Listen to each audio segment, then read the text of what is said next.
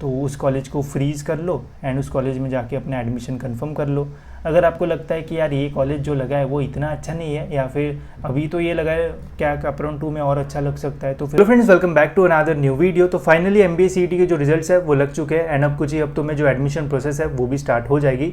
Admission process start होने से पहले आपको ये पता रहना चाहिए कि एक्चुअल में MBA के एडमिशन प्रोसेस होती कैसी है एंड कौन सी स्टेप्स इसमें जो है वो रहती है। तो इस वीडियो में आपको डिटेल में पूरा जो एडमिशन प्रोसेस है वो समझाने वाला हूँ एंड पूरी जो स्टेप्स है वो भी डिटेल में बताऊंगा। साथ ही में कैपराउंड कितने होते हैं, उसके अंदर क्या होता है, उसके बाहर क्या होता है, वैकेंट राउंड क्या होता है एंड और भी बहुत सारी जो इन्फॉर्मेशन है वो इस वीडियो में आपके साथ शेयर करने वाला हूँ। तो वीडियो एंड तक देखते रहिए एंड अगर आप चैनल पे न्यू हो गाइस तो सब्सक्राइब करके बेल आइकन दबा देना ताकि आपको MBA के एडमिशन से रिलेटेड सारे जो अपडेट्स है वो टाइम टाइम मिलते रहे। तो चलिए गाइस देखते हैं कि कैसे आपकी जो एडमिशन प्रोसेस है वो रहने वाली है। तो अभी गाइज हम जो है वो इस स्टेज पे हमारे जो MBA CET के रिजल्ट है वो रिलीज़ हो चुके हैं एंड इसके कुछ हफ्तों बाद जो है वो हमारे एडमिशन प्रोसेस जो है वो स्टार्ट हो जाएंगे। एडमिशन प्रोसेस स्टार्ट होने में गाइज अभी टाइम है, ठीक है। जब अपडेट आएगा वैसे मैं आपको अपडेट दे दूंगा, साथ ही मैं एक्सपेक्टेड डेट्स के ऊपर भी वीडियो डाल दूंगा तो आपको एक आइडिया रहेगा एंड तब तक आप जो है वो रेडी रह पाओगे, ठीक है। तो रिजल्ट लगने के बाद गाइज सबसे पहला अपडेट आता है हमारे रजिस्ट्रेशन से रिलेटेड, एडमिशन प्रोसेस कब स्टार्ट होगी उससे रिलेटेड एंड एक न्यू पोर्टल से रिलेटेड, ठीक है। तो इस वाले अपडेट में बताया जाता है कि इस तारीख से एडमिशन प्रोसेस स्टार्ट होगी, इस दिन को ख़त्म होगी, ये कैपराउंड इस डेट को स्टार्ट होगा, ऐसा वैसा बहुत सारी चीज़ें। एंड ये वाला पोर्टल वाला अपडेट होता है जिसमें बताया जाता है कि इस वाले पोर्टल पे एंड लिंक वगैरह जो है वो देते हैं कि इस पोर्टल पे हमारी जो एडमिशन प्रोसेस है वो रहेगी। तो सारी जो एडमिशन प्रोसेस है वो ऑनलाइन होती है कैपराउंड वाली, जिसमें ऑनलाइन ही सारी जो चीज़ें वो करना होता है एंड घर बैठे आप कर पाओगे मेरी वीडियोस देख के, इसकी गारंटी मैं आपको देता हूँ, ठीक है। तो ये अपडेट आने के बाद फिर हमारी रजिस्ट्रेशन प्रोसेस स्टार्ट होती है। रजिस्ट्रेशन में हमें फिर से जो है वो रजिस्टर करना होता है। जैसे एग्जामिनेशन के टाइम हम अपना रजिस्ट्रेशन करते हैं CET के पोर्टल पे, सेम उसी टाइप का हमें जो रजिस्ट्रेशन है वो फिर से करना होता है एंड इस टाइम रजिस्ट्रेशन करते टाइम वहाँ पे हमें अपने जो डॉक्यूमेंट्स है वो अपलोड करना होता है, वो भी एक्चुअल डॉक्यूमेंट्स, मतलब सारे इंपॉर्टेंट डॉक्यूमेंट्स। अगर आप कैटेगरी से हो तो कैटेगरी के, डोमिसाइल, वो सारे इंपॉर्टेंट डॉक्यूमेंट्स, ताकि स्टूडेंट्स का वेरिफिकेशन हो। एग्जामिनेशन के टाइम अनसन कुछ भी डालोगे आप तो कोई प्रॉब्लम नहीं है, ठीक है। अगर मैं OBC का हूँ, मैं अगर ओपन डालता हूँ, SC डालता हूँ, कोई कुछ बोलने वाला नहीं होता है, ठीक है। बट जब एडमिशन की प्रोसेस स्टार्ट होती है वहाँ पे आप कुछ भी नहीं डाल सकते हो। वहाँ पे जो कैटेगरी है, जो चीज़ है वही डालना होता है, बिकॉज वहाँ पे आपके डॉक्यूमेंट जो है वो वेरीफाई होते हैं, ठीक है। वेरिफिकेशन कैसे होता है वो भी डिटेल में बताऊंगा, अभी नहीं, अभी बस इन्फो ले लो, ठीक है। वेरिफिकेशन होता है, वेरिफिकेशन होने के बाद आपको एक स्टैम्प मिलता है जिससे समझ में आता है कि ये स्टूडेंट जो है वो एडमिशन लेने के लिए जो है वो एलिजिबल है इस XYZ कैटेगरी से या फिर ओपन से, जो भी आप अप्लाई करोगे उससे, ठीक है। ये होने के बाद एंड इसको करने के लिए ऑलमोस्ट 15 to 20 डेज़ का जो टाइम है वो दिया जाता है, तो घबराओ मत, आराम से कर सकते हो। कैसे करना वो भी बता दूंगा। ये होने के बाद हमारी जो प्रोविजनल मेरिट लिस्ट है वो रिलीज़ होती है।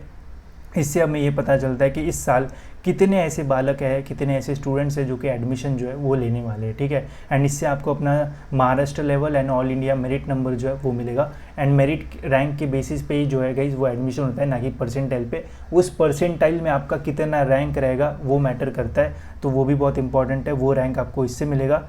प्रोविजनल मेरिट लिस्ट के बाद हमारी फाइनल मेरिट लिस्ट जो है वो रिलीज़ होती है। अब इसमें क्या डिफरेंस होता है प्रोविजनल एंड फाइनल में, तो प्रोविजनल में हमें पता चलता है कि हमारा रैंक क्या है, बट वो पूरा डिस्प्ले होता है। तो कभी कभी होता है कि गलती से स्पेलिंग मिस्टेक हो, या फिर 10th के 12th के मार्क्स गलती से छप गए होंगे, या फिर स्वैप हो गए होंगे। हज़ारों स्टूडेंट तो 12th में 10th के डालते, 10th के 12th में डाल दे, तो वो गलती बाद में पता चलती है। तो प्रोविजनल में एक डेमो जैसा दिखता है कि इतना इतना रैंक है, अगर उसमें कुछ चेंजेस या फिर कुछ गलतियाँ दिखती है वो आप रेज कर सकते हो एंड फिर हमारी फाइनल मेरिट लिस्ट आती है जिससे हमें हमारा फाइनल रैंक पता चलता है एंड उसके बाद फिर आप कैटेगरी कहीं पे भी जो चेंजेस है वो नहीं कर सकते हो, ठीक है। तो जितने चेंजेस करना है यहाँ तक कर लो। फाइनल मेरिट लिस्ट के बाद आप अपनी कैटेगरी, नाम, सरनेम, फिर जो चेंजेस है वो नहीं कर सकते हो। यहाँ पे आपका अपना जो फाइनल रैंक है वो आ जाएगा। रैंक मिलने के बाद गाइज उसी दिन हमारा एक जो display of category wise seat matrix है वो रिलीज़ होता है। इससे हमें ये पता चलता है कि इस साल कौन से कॉलेज में कितनी सीट्स अवेलेबल है, साथ ही में कहाँ पे मैनेजमेंट सीट्स है, कहाँ पे माइनॉरिटी सीट्स है, कहाँ पे ऑल इंडिया सीट्स है। ये सब कुछ हमें इस डॉक्यूमेंट से पता चलता है। लास्ट ईयर का मैंने डॉक्यूमेंट अपने वेबसाइट, अपने ऐप पे डाल रखा है, वहाँ से आप डाउनलोड करके देख सकते हो। ऑलमोस्ट सेम ही रहता है, थोड़ा बहुत डिफरेंस होने के चांसेस जो है वो रहते हैं। सीट मैट्रिक्स आने के बाद गाइज फिर हमारा कैपराउंड की प्रोसेस जो है वो स्टार्ट होता है। कैप का फुल फॉर्म होता है गाइज कॉमन एडमिशन प्रोसेस। ऐसे 3 कैपराउंड जो है वो होते हैं MBA में, कैपराउंड 1, कैपराउंड 2 एंड कैपराउंड 3। अब एक्चुअल में कैपराउंड में करना क्या होता है वो भी मैं आपको एक थोड़ा शॉर्ट फॉर्म में जो है वो बता देता हूँ, ठीक है।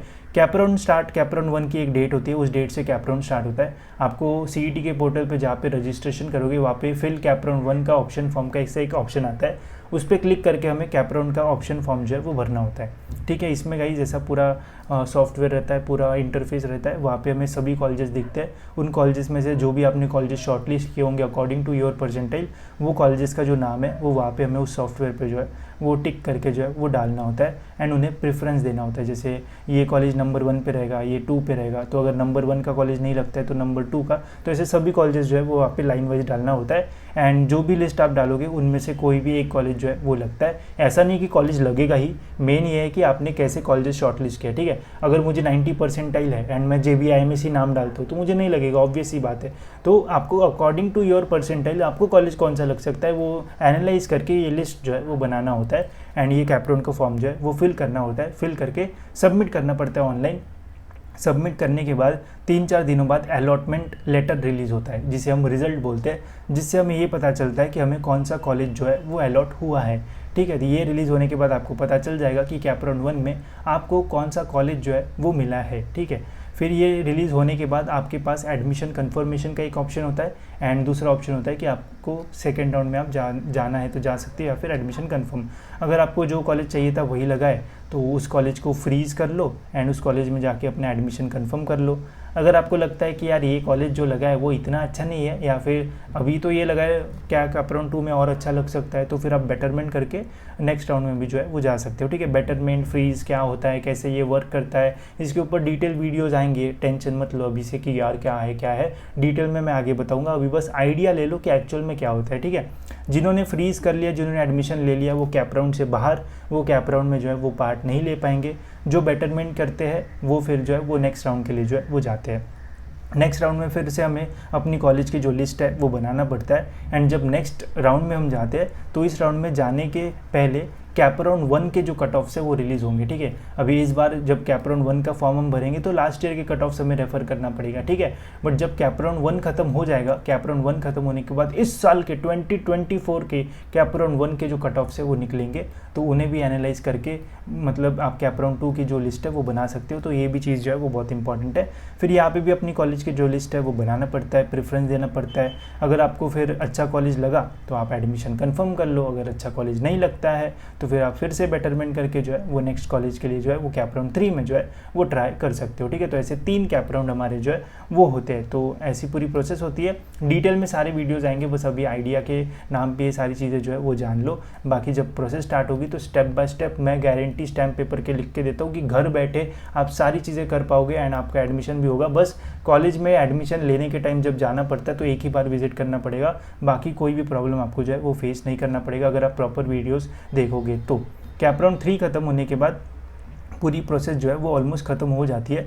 अब इसमें होता क्या है कि कुछ कॉलेजेस ऐसे रह जाते हैं जहाँ पे कुछ सीट जो है वो बच जाती है। ठीक है, जैसे हमारा JBIMS है, वहाँ पे तो सीट नहीं बचना चाहिए, बट कभी कभी क्या होता है पहले से स्टूडेंट्स का IIMS वगैरह में एडमिशन हो जाता है, बट बच्चे ट्राई करने के लिए CET दे देते हैं, ट्राई करने के लिए देखना चाहते हैं कि यार कौन सा कॉलेज मिलने वाला है मुझे, तो अपना फॉर्म भर देते हैं। उनको JBIMS भी लग जाता है, बट उनको तो पता है अपना IIM में हो गया, हमको JBIMS नहीं चाहिए, सिडनम नहीं चाहिए, वेलिंगटन नहीं चाहिए, बट कैपराउंड 3 तक अपने पास ही कॉलेज रखते हैं। ठीक है, एंड बट कैपराउंड 3 के बाद एडमिशन ही नहीं लेते, तो उससे क्या होता है कि कुछ कॉलेजेस में जो सीट्स है वो बच जाती है।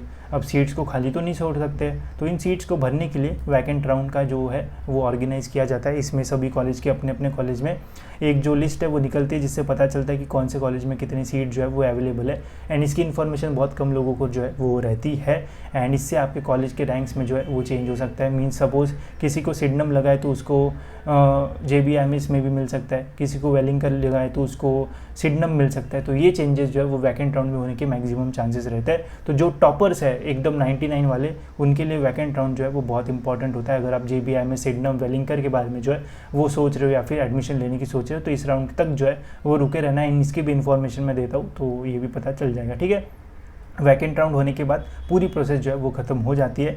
आप अपना एडमिशन कैप राउंड 1 में भी ले सकते हो एंड 3 तक रुक के ये भी देख सकते हो कि कौन सा कॉलेज हमें जो है वो मिल सकता है। उसके भी डिफरेंट ट्रिक्स एंड टिप्स होते हैं, वो पता चलेगा। बट फिलहाल ऐसा सारी जो चीज़ है वो आपके साथ होने वाली है। तो इससे रिलेटेड जितने भी इन्फॉर्मेशन मैं दूंगा वो आप देखते रहना। प्रोसेस तो ऐसे ही है, बहुत सारे लोगों को बहुत कॉम्प्लेक्स ये प्रोसेस लगती है एंड कॉम्प्लेक्स भी है बिकॉज बहुत सारे पार्ट इसके जो है वो रहते हैं। तो धीरे धीरे चीज़ें आपको पता चलेगी, बस टाइम टू टाइम देखते रहना, आपको सारी चीज़ें जो है वो समझ में आ जाएगी। ठीक है, इसके अलावा गाइस हमने हमारी जो काउंसलिंग प्रोसेस है वो भी लॉन्च कर दी है, जिसमें हम MBA के स्टूडेंट्स को एडमिशन लेने में हेल्प करते हैं, जिसमें हम आपको काफ़ी सारे जो चीज़ें वो देते हैं, जैसे 1-on-1 पर्सनल काउंसलिंग यहाँ पे हम करते हैं, सारी जो इंपॉर्टेंट अपडेट्स है वो देते हैं। सबसे इंपॉर्टेंट जो कॉलेज की लिस्ट हमें बनाना होता है, कैप राउंड्स में प्रेफरेंस देना होता है, तो वो हम आपके परसेंटाइल के अकॉर्डिंग जो भी बेस्ट लिस्ट हो सकती है वो बना के देते हैं ताकि आपको बेस्ट कॉलेज मिले। इसके अलावा जिन स्टूडेंट्स को कम परसेंटाइल मिलते हैं या फिर जिनको मैनेजमेंट के थ्रू जाना है, तो मैनेजमेंट की इन्फॉर्मेशन भी हम यहाँ पे आपको देते हैं। कॉलेज का फॉर्म भरने में हेल्प करते हैं, डॉक्यूमेंट कौन से लगते हैं, वो वैकेंट राउंड में जो टॉपर्स है वैकेंट राउंड में कैसे अप्लाई करना चाहिए, कहाँ पे क्या करना चाहिए, कैसे कट ऑफ्स वगैरह डालना चाहिए, वो सारी चीज़ें भी हम बताते हैं स्पेशली। इसके अलावा डायरेक्टली आप मुझसे जो है वो कॉन्टैक्ट करके डायरेक्टली मुझसे भी जो है वो बात कर सकते हो। तो ये सारी चीज़ें हम काउंसलिंग में रखते हैं। तो अगर आपको अच्छे परसेंटाइल मिले, अगर आपको MBA में एडमिशन लेना है, तो आप हमारे काउंसलिंग का पार्ट बन सकते हो एंड एक अच्छे कॉलेज लेने के राह पे जो है वो जा सकते हो। एंड मैं ये नहीं बोलता हूँ कि 50 वाले को भी JBIMS मिलेगा या फिर कुछ भी मिलेगा। अगर आपको अच्छे परसेंटाइल है तो हम आपको ये हेल्प कर सकते हैं कि आपको कुछ रैंक अच्छा कॉलेज जो है वो मिल सकता है। बाकी हम ये नहीं बोलते कि कम कट ऑफ पे भी खतरनाक कॉलेज मिलेगा, तो ऐसा मत सोचना। ठीक है, अगर आप इंटरेस्टेड हो एंड चाहते हो कि आपको अच्छी गाइडेंस मिले एंड सही से आपकी सारी प्रोसेस हो, कोई भी मिस गाइडेंस ना हो, तो आप हमारी काउंसलिंग ले सकते हो। इसके अलावा हमने आपके लिए जो कॉलेज की लिस्ट है वो भी बनाई है। अगर आपको कॉलेजेस शॉर्टलिस्ट करना है तो इस लिस्ट को लेके आप कॉलेजेस जो है वो शॉर्टलिस्ट कर सकते हो। 90 है तो 90 के आसपास देख सकते हो, सब कर सकते हो। ठीक है, 350 से आसपास कॉलेज है। मैं बोल रहा हूँ अभी कुछ नहीं लगेगा, जब एडमिशन प्रोसेस स्टार्ट होगी तब घंटी बजेगी एंड तब लगेगा यार कॉलेज समझ में ही नहीं आ रहा है। 350 के आसपास कॉलेजेस है। ठीक है, तो इस लिस्ट से भी आप शॉर्टलिस्ट कर सकते हो एंड देख सकते हो कि कौन सा कॉलेज के कट ऑफ कितने जा रहे हैं एंड कौन से लगने के चांसेस है। प्रेफरेंस सेम टू सेम मत देना, बस यहाँ से कॉलेजेस शॉर्टलिस्ट करना, प्रेफरेंस जो है वो थोड़ा डिफरेंस हो सकता है। ठीक है, बाकी सारी कट ऑफ्स मैंने जो है वो फ्री में मेरे ऐप पे जो है वो डाल रखे हैं, वहाँ से फ्री में आप डाउनलोड कर सकते हो। ऐप का नाम है नॉलेज सीकर्स, लिंक डिस्क्रिप्शन में, क्लिक करके डाउनलोड कर लो एंड देख लो। ठीक है, बाकी मैंने एडमिशन के बारे में आपको स्टेप्स सारे बता दिए हैं, सभी के ऊपर एक एक डिटेल वीडियो भी आएगा, वो भी देख लेना ताकि आपको कोई भी जो प्रॉब्लम है वो फेस ना करना पड़े। साथ ही में कमेंट्स में बता भी देना कि और क्या क्या चाहिए, वो भी वीडियोस में जो है वो बनाने की कोशिश करूंगा ताकि आपके एडमिशन प्रोसेस में कोई भी जो आपको प्रॉब्लम है वो फेस ना करना पड़े। ठीक है, तो इस वीडियो में इतना ही गाइस, मिलते हैं ऐसी और एक इन्फॉर्मेटिव वीडियो में।